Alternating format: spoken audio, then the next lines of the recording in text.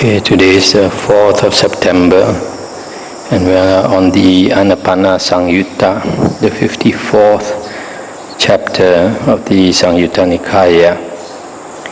Now we come to 54.8. The Buddha said, monks, concentration by mindfulness of breathing or recollection of breathing, when developed and cultivated, is of great fruit and benefit.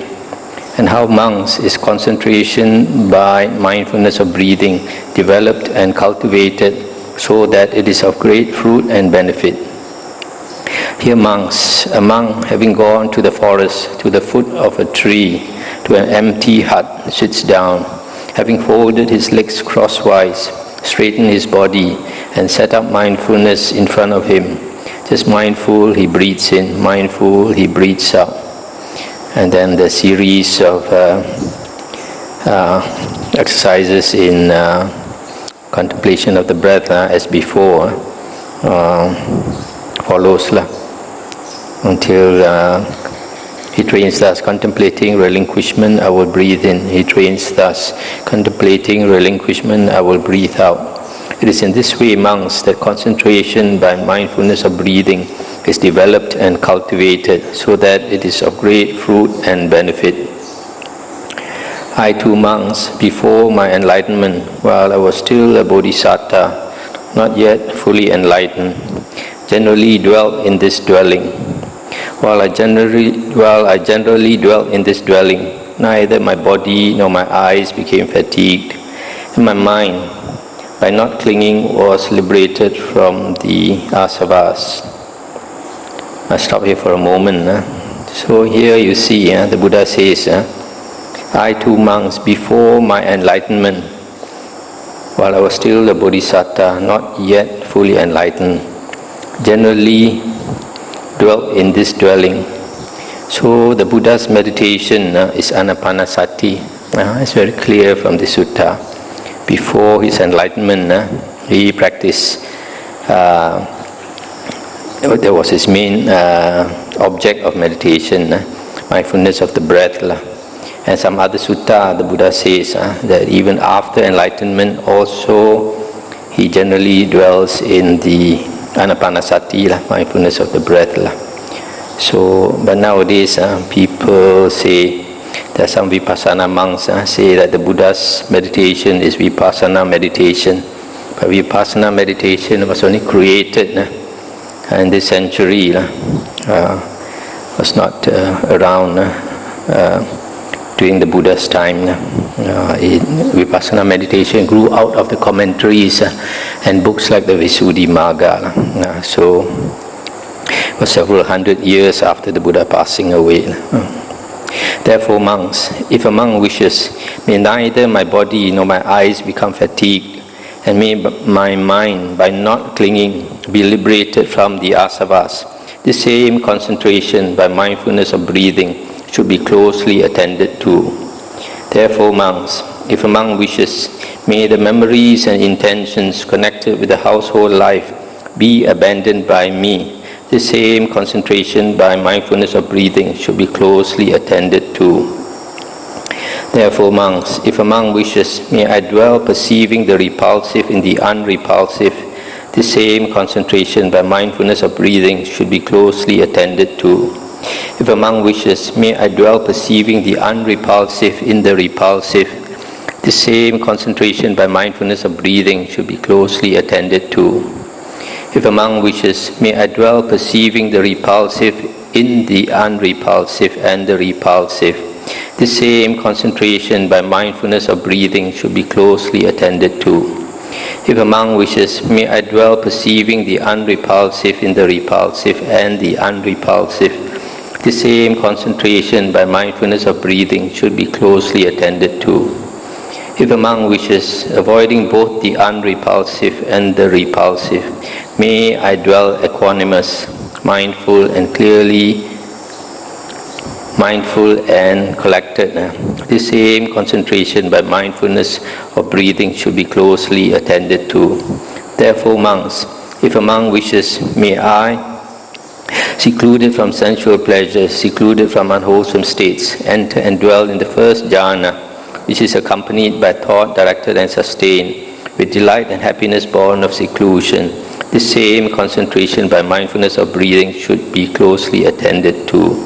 Therefore, monks, if a monk wishes, may I, with the subsiding of thought directed and sustained, enter and dwell in the second jhana, which has internal confidence and unification of mind, is without thought directed and sustained, and has delight and happiness born of concentration.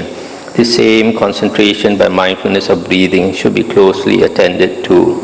Therefore, monks, if a monk wishes, may I, with the fading away as well of delight, dwell equanimous and mindful and collected, may I experience happiness with the body. May I enter and dwell in the third jhana, of which the noble ones declare, he is equanimous, mindful, one who dwells happily. The same concentration by mindfulness of breathing should be closely attended to. Therefore, monks, if a monk wishes, may I, with the abandoning of pleasure and pain, and with the previous passing away of joy and displeasure, enter and dwell in the fourth jhana, which is neither painful nor pleasant, and includes the purification by mindfulness by equanimity. The same concentration by mindfulness of breathing should be closely attended to. Therefore, monks, if a monk wishes, may I, with the complete transcendence of perceptions of forms, with the passing away of perceptions of sensory impingement, with non-attention to perceptions of diversity, aware that space is infinite, enter and dwell in the base of the infinity of space. The same concentration by mindfulness of breathing should be closely attended to. Therefore, monks, if a monk wishes, may I, by completely transcending the base of the infinity of space, aware that consciousness is infinite, enter and dwell in the base of the infinity of consciousness. The same concentration by mindfulness of breathing should be closely attended to. Therefore, monks, if a monk wishes, may I, by completely transcending the base of the infinity of consciousness, aware that there is nothing, enter and dwell in the base of nothingness. The same concentration by mindfulness of breathing should be closely attended to.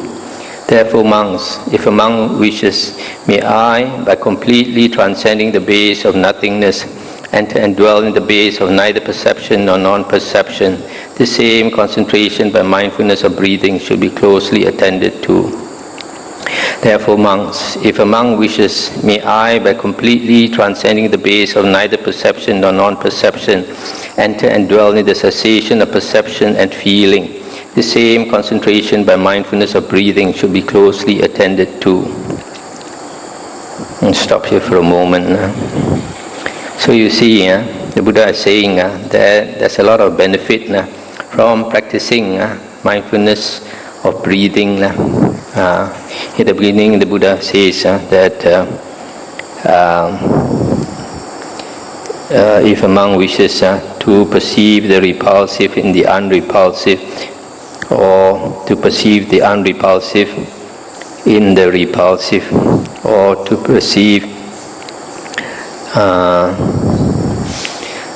the repulsive in the unrepulsive and repulsive, or to perceive the unrepulsive in the repulsive and the unrepulsive, he can, because of this, of the strength of mind that is obtained from this meditation. And then after that, if he wishes, by practicing Anapana he can attain the 4 Rupa jhanas, the 4 Arupa jhanas, and even up to the highest, which is the cessation of perception and feeling. So in other words, this meditation on the breath can bring you to attain all these states of samadhi, concentration. And I think there's a bit of contradiction with the Visuddhi Magga, where it says in the Visuddhi Magga that Anapanasati can only bring you to the 4 jhanas. So that's why it's good to study the suttas and learn the contradictions. When monks, the concentration by mindfulness of breathing has been developed and cultivated in this way. If he feels a pleasant feeling, he understands it is impermanent. He understands it is not held to. He understands it is not delighted in. If he feels a painful feeling, he understands it is impermanent. He understands it is not held to. He understands it is not delighted in. If he feels a neither painful nor pleasant feeling, he understands it is impermanent. He understands it is not held to. He understands it is not delighted in. If he feels a pleasant feeling, he feels it detached. If he feels a painful feeling, he feels it detached. If he feels a neither painful nor pleasant feeling, he feels it detached. When he feels a feeling terminating with the body, he understands, I feel a feeling terminating with the body. When he feels a feeling terminating with life, he understands, I feel a feeling terminating with life. He understands with the breakup of the body, following the exhaustion of life, all that is felt, not being delighted in, will become cool right here. Just as monks, an oil lamp burns in dependence on the oil and the wick, and with the exhaustion of the oil and the wick, it is extinguished through lack of fuel. So too monks, when a monk feels a feeling terminating with the body or terminating with life, he understands the breakup of the body following the exhaustion of life, all that is felt, not being delighted in, will become cool right here. That's the end of the sutta. So this sutta is telling us what we can get from practicing Anapanasati. 54.9. On one occasion, the Blessed One was dwelling at Vesali in the great wood in the hall with the peaked roof. On that occasion, the Blessed One was giving the monks a talk on foulness in many ways, was speaking in praise of foulness or unattractiveness, was speaking in praise of the development of foulness meditation. Stop here for a moment. When the Buddha first gathered his disciples, he taught them this meditation on the unattractiveness of the body, and taught them to chant the 32 parts of the body and contemplate the body as it really is. Most of us, we don't think of the contents of the body. What we see is only skin deep. As they say, beauty is only skin deep. So, the first meditation taught by the Buddha was this foulness or unattractiveness of the body. Then the Blessed One addressed the monks thus, Monks, I wish to go into seclusion for half a month. I should not be approached by anyone except the one who brings me alms food. Yes, Venerable Sir, those monks replied, and no one approached the Blessed One except the one who brought him alms food. Then those monks, thinking the Blessed One was giving a talk on foulness in many ways, was speaking in praise of foulness, was speaking in praise of the development of foulness meditation, dwelt devoted to the development of foulness meditation in its many aspects and factors. Being repelled, humiliated, and disgusted with this body, they sought for an assailant. In one day, 10 monks used the knife. In one day, 20 or 30 monks used the knife. Stop here for a moment. What happened here is also discussed in more detail in the Vinaya books. What happened was, among the monks, there was a monk who formerly was a butcher or something. And one of Mara's devas, it seems, influenced him to want to kill the monks. So he asked the monks, who wants to attain liberation from this body, something like that. This foul body, I can help you become liberated from this foul body. So he had this knife which was very sharp.